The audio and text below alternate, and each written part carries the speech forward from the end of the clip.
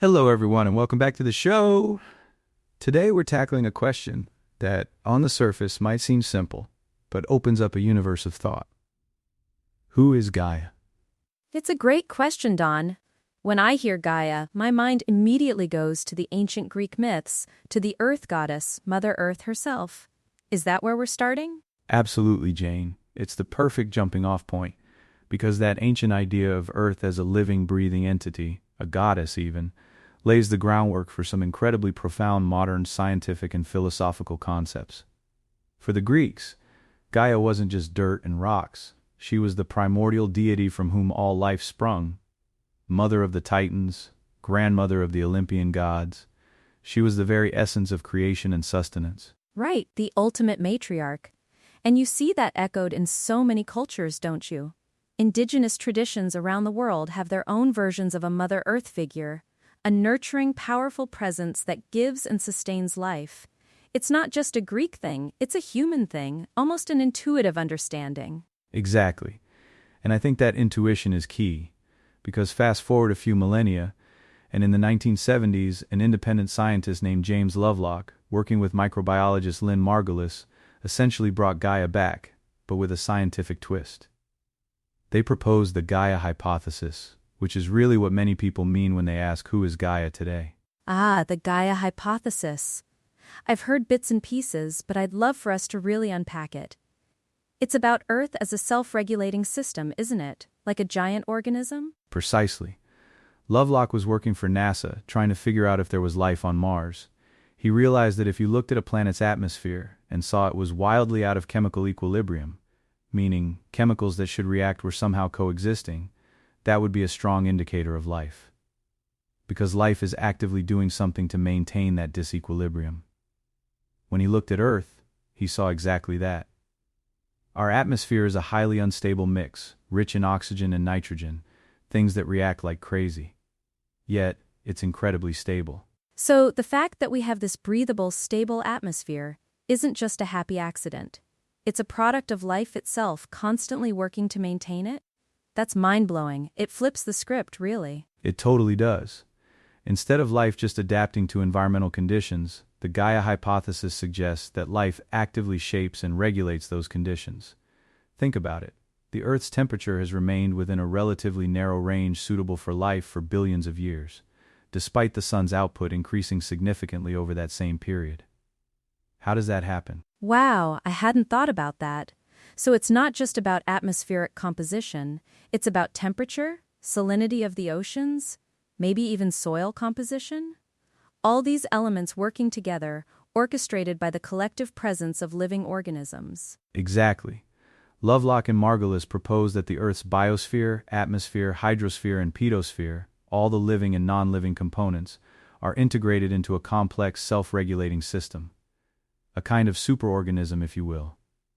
The idea is that the planet, as a whole, maintains conditions conducive to life, not through conscious intent, but through a vast network of feedback loops. Feedback loops. So when something changes, the system responds to bring it back into balance. Can you give us an example of how that might work in practice? Of course.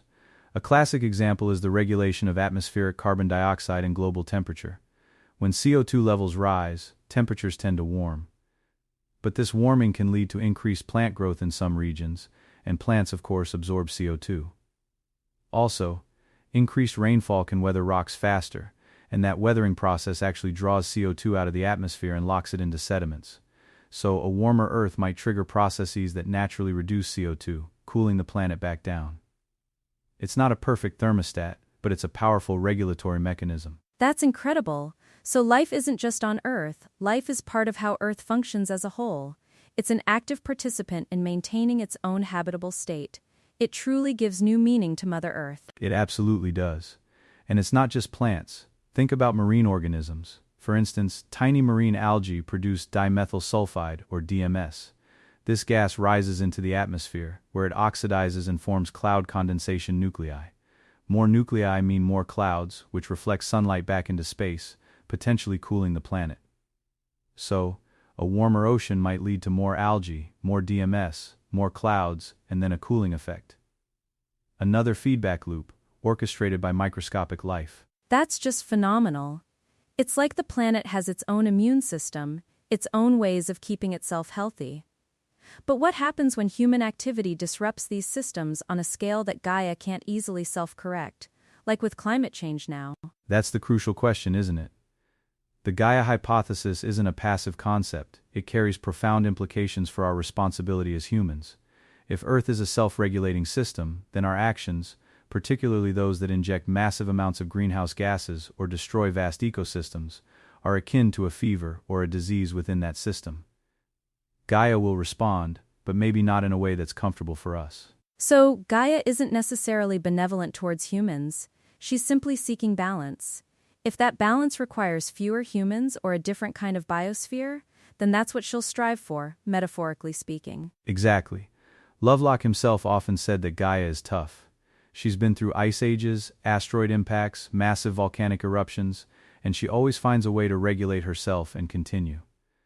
The question isn't whether Gaia will survive, it's whether we, as a species, will survive her regulatory mechanisms if we push her too far. She might just shake off the fever, and we might be the fever. That's a rather sobering thought, but it also gives us a deeper perspective. It's not just about saving the planet for some abstract reason, it's about understanding that we are utterly interwoven with this complex, living system. Our health, our future, is directly tied to the health of Gaia. Precisely. The Gaia hypothesis, especially its more developed versions like Gaian theory, really encourages a holistic view. It breaks down the artificial separation we often make between life and environment. They are one and the same, constantly co-evolving and influencing each other. It's a powerful reminder that we are part of nature, not separate from it, and certainly not its master. It makes me think about my garden, actually. How the soil isn't just dirt, it's teeming with microbial life, fungal networks, worms, all interacting, creating a living system that supports the plants above ground. It's a miniature Gaia, right there. That's a fantastic analogy, Jane. From the microcosm of your garden soil to the macrocosm of the entire planet, the principles of interconnectedness and self-regulation are at play. It really changes how you look at a forest, an ocean, even the air you breathe. It's all part of this grand, intricate dance. And it also explains why biodiversity is so crucial. If all these different life forms play a role in maintaining the planet's systems, then losing species isn't just sad, it's like removing vital cogs from a complex machine. You're weakening Gaia's ability to regulate itself. Absolutely. Margulis in particular emphasized the role of microorganisms in these processes, the unseen architects of our habitable planet. We often focus on the big, charismatic megafauna, but it's the bacteria, the algae, the fungi that are doing so much of the heavy lifting in terms of biogeochemical cycles. They are the engine room of Gaia. So when we talk about who is Gaia, it's not just a personification of Earth. It's this incredibly complex, dynamic, resilient, but also vulnerable, living system that we are intrinsically a part of. And our understanding of it can genuinely shift how we interact with the world. That's the beauty of it, Jane. It moves us from a purely extractive mindset, seeing Earth as a resource to be exploited, to a more symbiotic one, where we recognize our place within a larger, interconnected web of life. It's not just an intellectual concept. It's a profound shift in perspective that can, and I believe must, inform our ethical and practical decisions regarding the environment.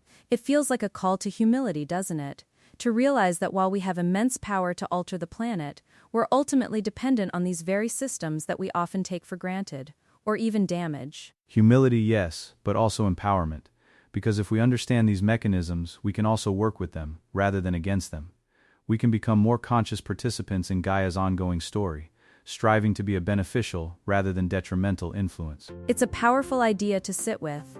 From a mythological mother figure to a scientific hypothesis about Earth as a superorganism, the essence remains: our planet is alive, and we are part of its life.